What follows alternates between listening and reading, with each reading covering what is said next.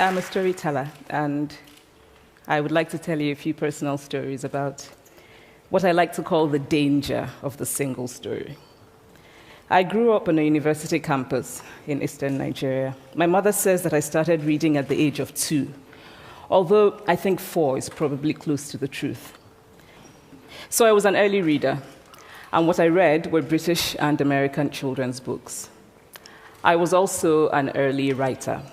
And when I began to write at about the age of 7, stories in pencil with crayon illustrations that my poor mother was obligated to read, I wrote exactly the kinds of stories I was reading.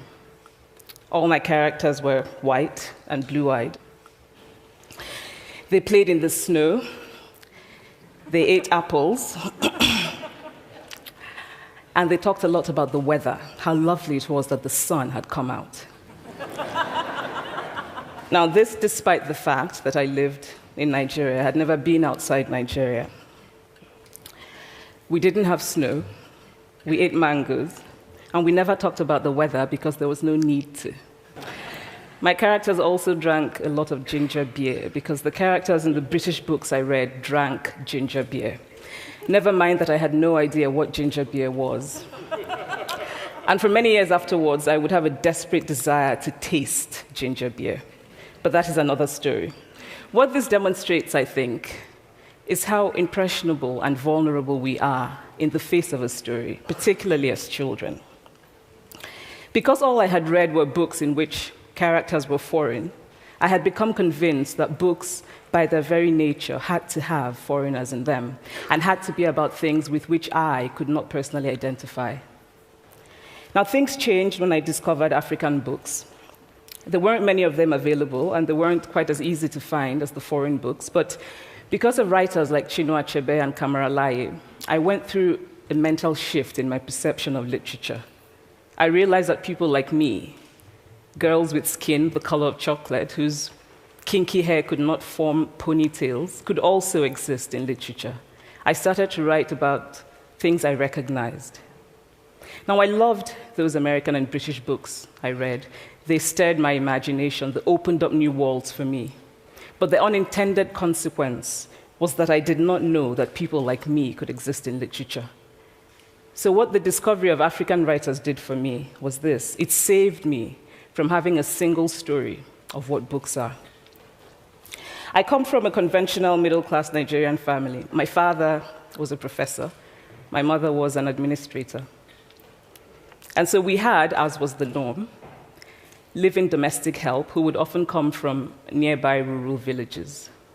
So the year I turned 8, we got a new houseboy. His name was Fide. The only thing my mother told us about him was that his family was very poor. My mother sent yams and rice and our old clothes to his family. And when I didn't finish my dinner, my mother would say, "Finish your food. Don't you know people like Fide's family have nothing?" So I felt enormous pity for Fide's family. Then one Saturday, we went to his village to visit. And his mother showed us a beautifully patterned basket made of dyed raffia that his brother had made. I was startled. It had not occurred to me that anybody in his family could actually make something. All I had heard about them was how poor they were, so that it had become impossible for me to see them as anything else but poor. Their poverty was my single story of them. Years later, I thought about this when I left Nigeria to go to university in the United States. I was 19. My American roommate was shocked by me.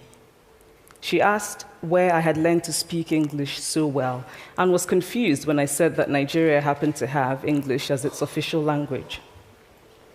She asked if she could listen to what she called my tribal music and was consequently very disappointed when I produced my tape of Mariah Carey.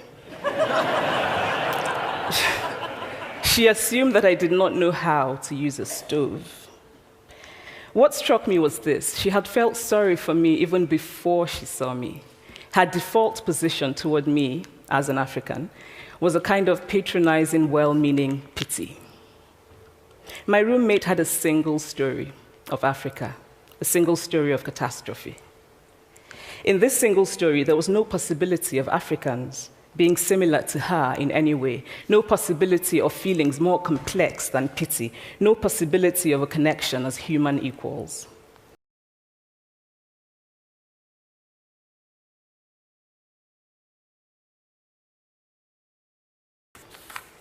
And so I began to realize that my American roommate must have, throughout her life, seen and heard different versions of this single story.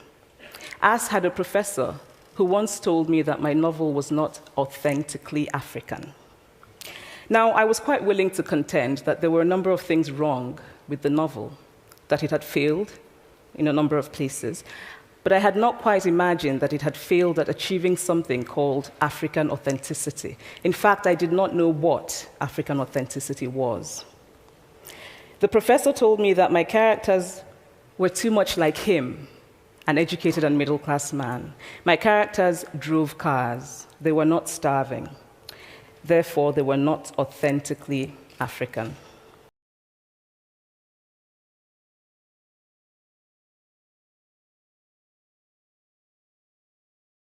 So that is how to create a single story. Show a people as one thing, as only one thing, over and over again, and that is what they become.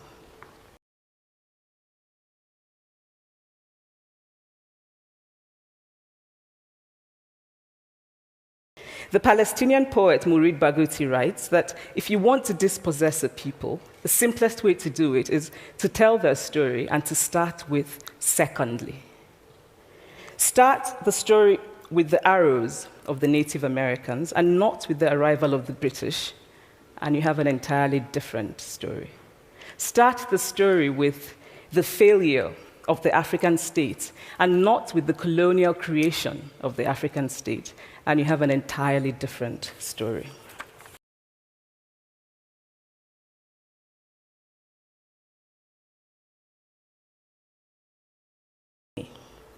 The single story creates stereotypes, and the problem with stereotypes is not that they are untrue, but that they are incomplete. They make one story become the only story.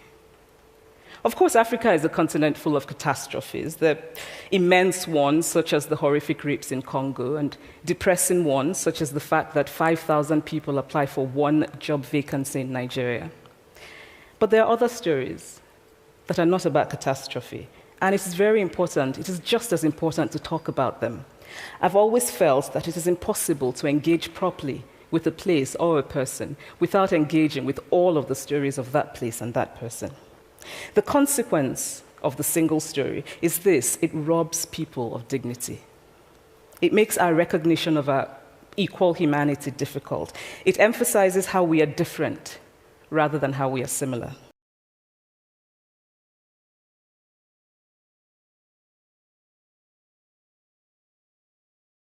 Stories matter. Many stories matter.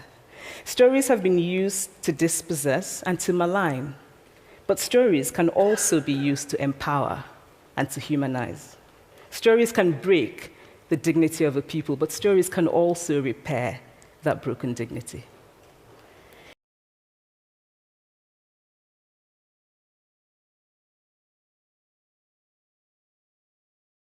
I would like to end with this thought, that when we reject the single story, when we realize that there is never a single story about any place, we regain a kind of paradise. Thank you.